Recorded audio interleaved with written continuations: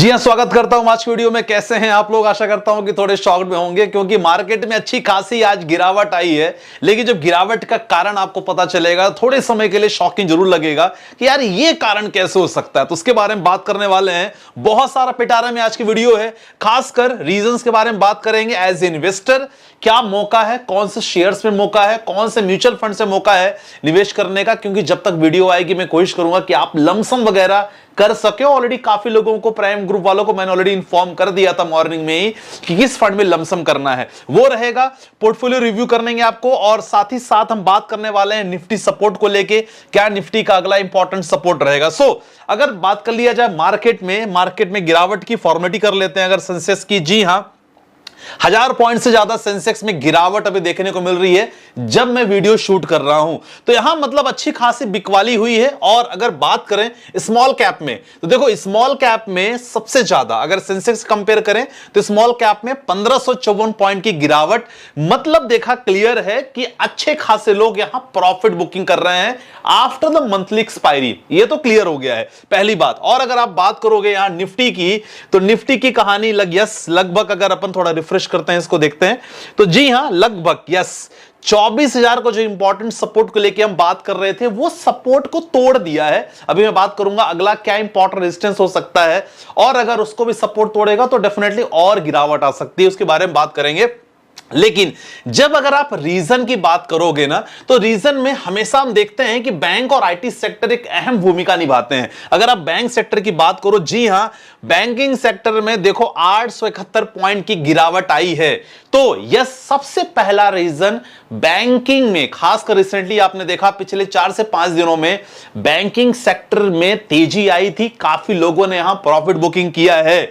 अब यहां देखो 737 पॉइंट की गिरावट बैंकिंग सेक्टर में। लेकिन जब आप स्पेसिफाई बैंक देखोगे ना, तो ये बैंकिंग में आप केवल फाइनेंस बैंकिंग में ज्यादा गिरावट आई है। अगर आप बात करते हो एचडीएफसी बैंक में, एनबीएफसी की बात कर रहा था मैं, तो एचडीएफसी बैंक देखो इतना ज्यादा गिरावट नहीं मिली। लेकिन अगर आप लगभग टॉप 30 कंपनी आप चेकआउट करोगे ना, तो टॉप 30 कंपनी आपके सामने मैं लाया हूं। देखो, जो एनबीएफसी कंपनी है, जो लोन वगैरह प्रोवाइड करती हैं, उसमें ज्यादा गिरावट देखने को मिल रही है। लेकिन इसके अलावा आप इंडिया के टॉप 30 कंपनी है, रिलायंस ठीक ठाक है। आईटी सेक्टर में तेजी देखो, हमेशा रीजंस आप देखते होगे कि यार आईटी सेक्टर, बैंकिंग सेक्टर दो गिरते हैं तभी एक गिरावट देखने को मिलती है।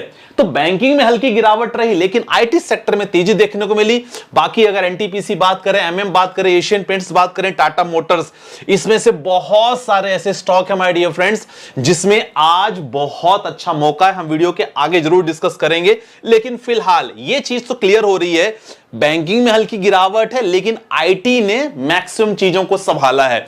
तो क्या यह बहुत बड़ा रीजन था गिराने का? बिल्कुल नहीं, यह बहुत बड़ा रीजन नहीं था।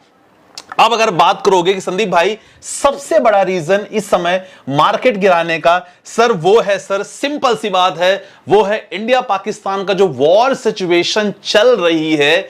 ये एक बहुत बड़ा ट्रैप हो सकता है, खासकर रिटेल इन्वेस्टर। मैं पहले से कह रहा हूं, देखो पिछले 7 से 10 दिनों में जो भी कहानी हुई है, उसमें हमने देखा काफी यहां अच्छे खासे लोगों ने निवेश किया। अब निवेश करने के बाद ये बीच में जो इंडिया पाकिस्तान का बीच में जो सिचुएशन चल रही है ना, इस सिचुएशन में मैक्सिमम रिटेलर्स और एचएनआई जो बड़े बड़े इन्वेस्टर हैं, यहां प्रॉफिट बुक करेंगे। और प्रॉफिट बुक करने के बाद अगेन हम जैसे रिटेलर जो डर जाते हैं मार्केट को देख के ना, वो यहां से निकलेंगे। ध्यान रखना, अगेन ट्रैप है। मैं बार बार कह रहा हूं, बहुत अच्छी अपॉर्चुनिटी है। क्यों मैं कह रहा हूं? देखो एक चीज बताता हूं आपको। ये है हमारा निफ्टी 50 का चार्ट, और निफ्टी 50 का चार्ट में अगर देखा जाए कि इंपॉर्टेंट रेजिस्टेंस 24,396 है, ये क्रॉस करता है तो अच्छी खासी तेजी देखने को मिलेगी। और अगर सपोर्ट की बात करें सर, तो सपोर्ट लगभग यहां 23,900 का एक इंपॉर्टेंट सपोर्ट है। इसके नीचे अगर गिरावट आती है तो अगेन एक 23,800 है। अगर उसके नीचे होता है 23,000 सीधे 500 पहुंचेगा। तो अगेन देखो, एज ए ट्रेडर आप हमेशा ना मार्केट गिरते भी कमाते हो। तो हमारी ट्रेडिंग कम्युनिटी अच्छा खासा आज हमने पैसा बनाया सेंसेक्स और बैंक निफ्टी में। तो अगर आप जुड़ना चाहते हो, डिस्क्रिप्शन में नंबर है, वहां से जुड़ सकते हो। वीकेंड ऑफर भी चल रहा है। तो ये इंपॉर्टेंट है। अब आप देख सकते हैं कि एक अच्छी खासी प्रॉफिट यहां काफी रिटेलर्स और बड़े बड़े इन्वेस्टर्स ने प्रॉफिट कमाया, और प्रॉफिट करने के बाद ये थोड़ा सा जो हल्की सी गिरावट है, इसको कोई ऐसा दिक्कत वाली बात नहीं है। फिलहाल मार्केट का ट्रेंड अगर आप डे में लगाओगे तो मार्केट का ट्रेंड अभी भी अपसाइड है। तो यहां मैं ये नहीं बोलूंगा कि बहुत ज्यादा टेंशन की बात है, अनटिल अनलेस 23,700 और 23,800, 800 पहला सपोर्ट या 23,700 एक दूसरा सपोर्ट है, इसको नीचे गिरेगा तो अगेन एक अच्छा खासा मौका बन सके रहेगा। ठीक है, अब अगर मैं बात करूं कि सर अपॉर्चुनिटी क्या है इसमें इन्वेस्टमेंट करने की, जी हां, अच्छी खासी अपॉर्चुनिटी है। और मैं हमेशा कहता हूं कि ऐसे मार्केट में जो लोग बाद में ये बोलते हैं कि संदीप भाई मौका था आपने बताया नहीं, सर आपको मौका बता रहा हूं मैं। फंड्स में बहुत अच्छा निवेश करने का मौका है। जी हां, all time my favourite HDFC mid cap fund, Motilal Oswal का मिड कैप फंड में निवेश कर सकते हो, Nippon India growth opportunity fund में निवेश कर सकते हो, एक्सिस मिड कैप में कर सकते हो, पराग पारी फ्लेक्सी कैप फंड में कर सकते हो। ये ऐसे फंड हैं कि मार्केट में गिरावट होने के बाद भी ये आपके पोर्टफोलियो को बैलेंस करके रखेंगे। एक और है, अगर आप करना चाहो तो जी हां, एचडीएफसी का बैलेंस एडवांटेज फंड और मिरर एसेट्स का हो गया अपना large and mid cap fund. ये ऐसे फंड है, ये आपके हर मार्केट गिरावट में ना अच्छा खासा प्रोडक्शन करेंगे। तो इस बात पे लाइक तो बनता है। तो अगर आपको समझ में आ रहा है कि लमसम अपॉर्चुनिटी है, सर जरूर लाइक कर देना। चलो स्टार्ट करते हैं। तो ये लमसम अपॉर्चुनिटी हमारे पास है। आई होप आप अगर वीडियो देख पा रहे हो तो अगेन अच्छा खासा अपॉर्चुनिटी मिलेगा लमसम करने का। ठीक है, तो ये हमने देख लिया है। एक मैंने बात किया था, एक ऐसा फंड है जो और गिर सकता है, उसके लिए मैं पहले से अलर्ट कर रहा हूं सर। वो फंड है, क्योंकि काफी लोगों के पास है, एक कमेंट भी आया उसके बारे में, उसके बात करूंगा। जी हां, अगर मैं सेक्टोरियल फंड्स के बारे में बात करूं, ये फंड्स में सर अभी भी थोड़ी सी गिरावट हो सकती है। जी हां, घबराना लेकिन नहीं है, मैं आपको पहले कह रहा हूं। जी हां, पहला है अपना एचडीएफसी डिफेंस फंड और आदित्य बिरला का पीएसयू फंड। और अगर आपने कोई मैन्युफैक्चरिंग फंड लिया है, देखो all are these are sectorial funds हैं। थोड़ी सी जब भी मार्केट में करेक्शन होता है, यहां थोड़ी गिरावट देखने को मिलती है। अभी कमेंट पे एक बंदे का आया, वहां भी हम डिस्कस करेंगे। लेकिन इंपॉर्टेंट ये है सर, ये फंड्स में थोड़ी सी गिरावट रहेगी।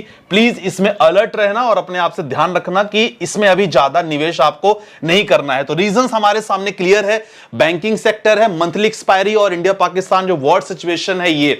लेकिन ये बहुत बड़ा मुद्दा नहीं है। बैंकिंग सेक्टर में डेफिनेटली थोड़ी गिरावट आई है, बहुत बड़ा मुद्दा नहीं। यहां सबसे इंपॉर्टेंट है, लोगों ने मंथली एक्सपायरी में प्रॉफिट बुकिंग किया है।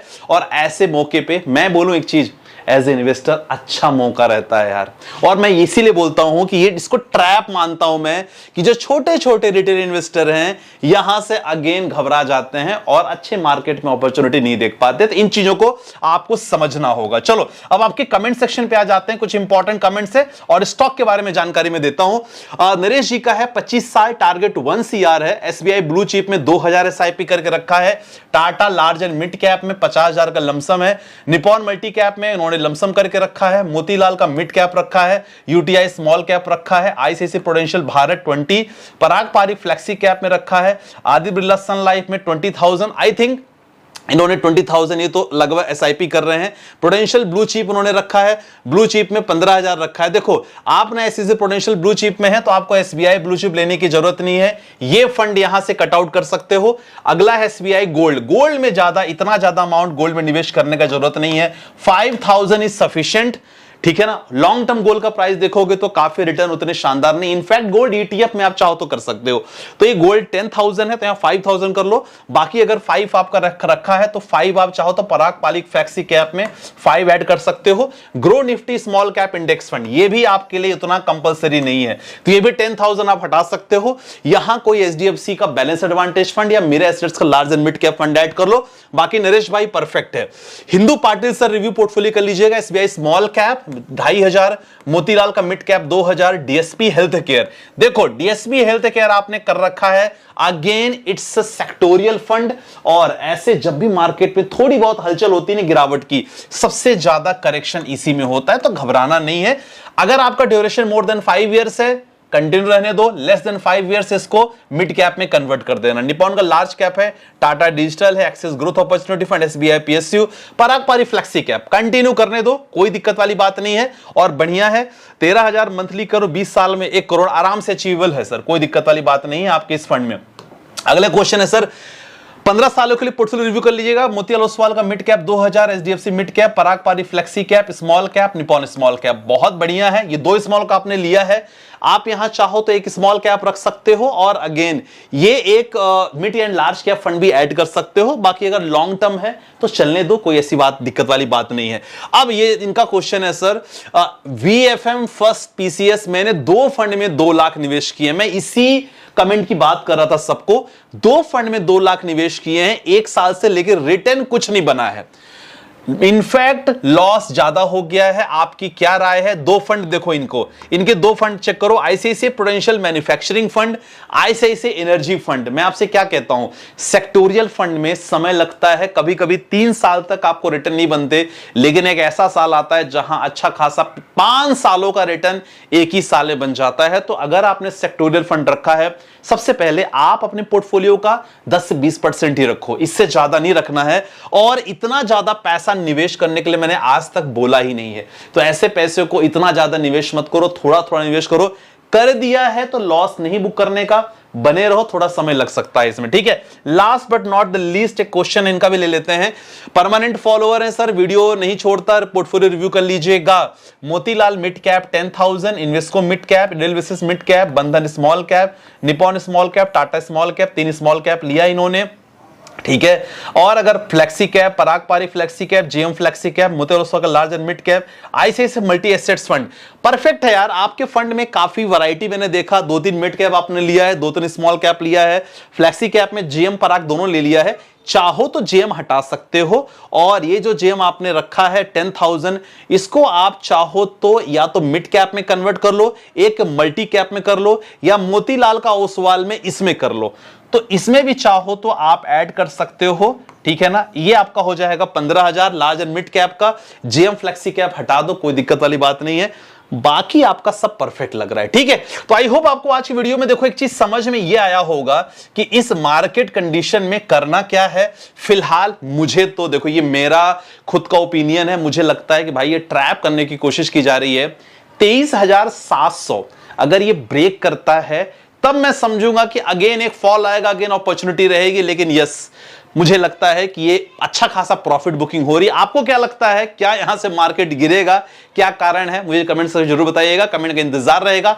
रही बात स्टॉक की, तो स्टॉक के लिए नंबर मैंने डिस्क्रिप्शन में मेंशन रखा है, वहां आप हमारे स्टॉक कंसल्टेंसी ग्रुप से जुड़ सकते हो, लगातार आपको अच्छी इंफॉर्मेशन वहां मिल रही है, राइट। चलो मिलते हैं नेक्स्ट वीडियो के साथ, बाय बाय, टेक केयर, जय हिंद गाइस।